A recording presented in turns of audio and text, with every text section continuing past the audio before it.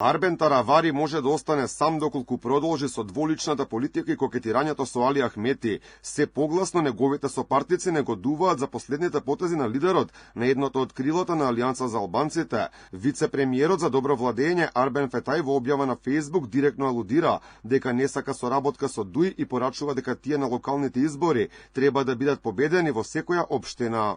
Верувам дека Алијанса за албанците ќе остане верна на својот пат, патот на арбри, на достоинство и храброст. И верувам дека со заедничка волја можеме да ја најдеме формулата за ослободување на секоја албанска општина од лошото владење на ДУИ. Ваквата изјава се толкува и како индиректна најава дека постои можност и други пратеници на Алијанса за албанците да му свртат грб на Таравари и да останат дел од коалицијата Вреди. Предходно координаторот на пратеничката група на Вреди Беким Ќоку најави дека тие продолжуваат да бидат во добри односи со петте пратеници од Алијанса. Од Вреди го обвинуваат министерот за здравство дека го погазил она за што се борел и ја киднапирал волјата на граѓаните кои го пратија ДУИ во опозиција.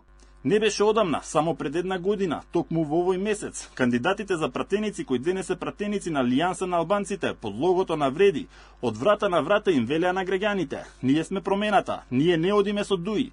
Зијади непредавникот затоа што сакаше да и го продолжи владењето на ДУИ. Граѓаните ја кажаа својата волја, гласаа за промена, промената дојде.